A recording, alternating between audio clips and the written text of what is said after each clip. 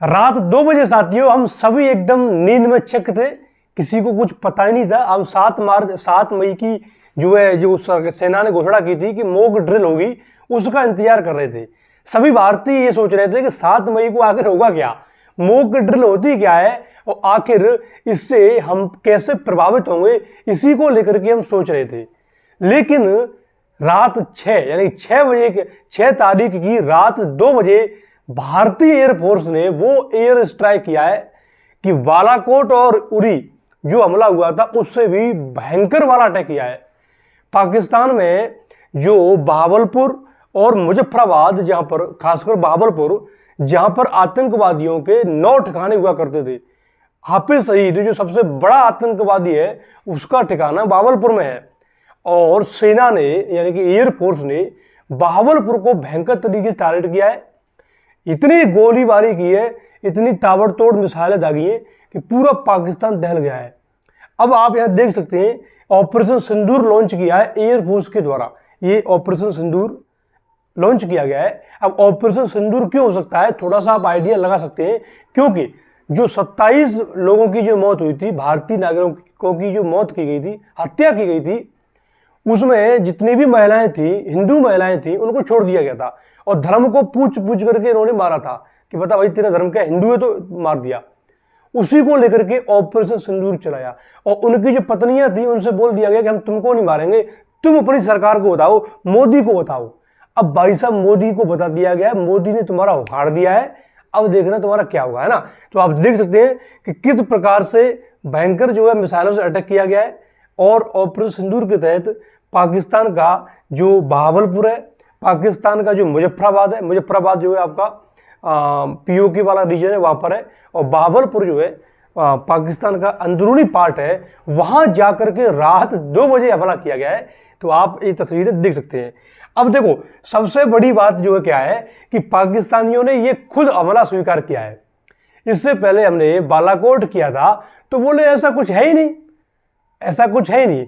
1971 की जंग को भी पाकिस्तान नहीं मानता। 1999 की जंग में धूल चटाई साले को खूब रगड़ रगड़ के मारा, उसको भी नहीं मानते लोग, लेकिन इसको मान रहे हैं, है ना। यहां देखिएगा ऑपरेशन सिंदूर, है ना, यहां जो है आपको दिख रहा है ऑपरेशन सिंदूर, पाकिस्तान कन्फर्म्स 24 मिसाइल इंपैक्ट्स, ठीक है। यह बाकायदा पाकिस्तानी ने माना है। यहाँ और देखिए Pakistani military spoke person and director general of ISPR LT general Ahmed Sharif Chaudhry has confirmed क्या confirmed Indian missile strikes claiming that 24 impacts have been reported, ठीक है।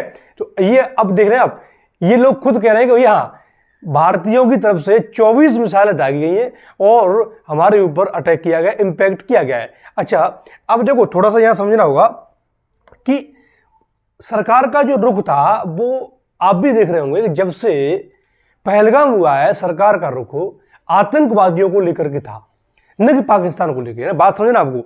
अच्छा अभी ये आप अपने दिमाग से निकाल देना कि पाकिस्तान सेफ है, पाकिस्तान सेफ नहीं है। अभी हमारी सरकार हो या हमारे मंत्री हो, वो जो भी टारगेट लेके चल रहे थे वो आतंकवादियों को लेके चल रहे थे, ठीक है ना। और खासकर आप में से देखिए दाढ़ी वाला साला, हालांकि अच्छा अभी देखो पाकिस्तानियों ने इसको सिक्योरिटी दे रखी है। भाई साहब पाकिस्तान के जो लोग हैं वो गिरे तेल लेने, वो गिरे भाड़ में, इसको सिक्योरिटी भाई साहब। आतंकवादी मोस्ट वांटेड UNO की जो है सिक्योरिटी काउंसिल है, उसमें भी बाकायदा लिस्टेड है, इसको सिक्योरिटी दे रखी है, हाई फाई सिक्योरिटी, है ना। तो ये बहावलपुर में है ना। अब देखो यहाँ पर ये जो है बहावलपुर, ये पाकिस्तान के अंदर बहावलपुर, ठीक है। यहाँ बहुत बड़ी मस्जिद है और ये पूरा एरिया यहाँ बाकायदा कैंप लगे हुए आतंकियों के, ठीक है। अब देखो कोई घटना अभी रात 2 बजे की है, तो अभी सारी बातें खुल के नहीं आई हैं। अभी भारतीय सरकार के द्वारा भी कोई प्रेस कॉन्फ्रेंस नहीं बुलाई गई है, लेकिन आना धीरे धीरे जैसे जैसे सूरज उठेगा, दिन जो है खुलेगा, तो रात 12-1 बजे तक सारी चीज़ें कन्फर्म हो जाएंगी कि कौन कौन से ठिकाने, कितने लोग, कितने आतंकवादी मारे गए और अब आने वाले समय में सरकार का क्या रुख होगा, ठीक है। तो ये सारी चीज़ें, तो ये बहावलपुर यहाँ पर इसका पूरा ठिकाना यहीं पर है। लगभग जितने भी आतंकी कैंप हैं, ट्रेनिंग वगैरह हो, सारी चीज़ें वो यही बहावलपुर में हुआ करती है, ठीक है। मुजफ्फराबाद जो POK वाले रीजन में, तो यहाँ पर इस प्रकार से एयर स्ट्राइक भयंकर तरीके से की है और इनको बुरी तरीके से एकदम हैप्पी दिवाली कर दी है, बुरी तरीके से, ये भी कहेंगे कि क्या बात है ना। तो इस प्रकार से जो है आर्मी ने भयंकर वाला अटैक किया। ये बहावलपुर वाला रीजन है, ठीक है, आर्मी का। अब देखो, अब कहीं ना कहीं जो है, अच्छा एक और घटना मैं कल की आपको बताऊं कि पाकिस्तान भयंकर तरीके से तिनला गया है। जो जिस प्रकार से सेना हो या सरकार हो जो खामोश है, मोदी सरकार ताबड़तोड़ तरीके से मीटिंग कर रही है, तो पाकिस्तान तिलमिला गया है। पहले इसके मंत्री भयंकर तरीके से गालियां दे रहे भारत को, बोल रहे थे हम भैया जो है हिंदुओं के सिर की मीनार बना देंगे, कब्रिस्तान नहीं बचेगा, लकड़ियां नहीं बचेंगी, खून की नदियां बहा देंगे। अब इनको पता चल गया कि भाई मोदी सरकार को कोई फर्क नहीं पड़ रहा, तुम गालियां दो, भयंकर दो, हम काम कर रहे हैं। ताबड़तोड़ मीटिंग चल रही है, चाहे जो है तीनों सेनाओं के प्रमुखों के साथ, जो है आपका अजीत डोभाल के साथ, रक्षा मंत्री, पीएम, सब तरीके से, ठीक है ना।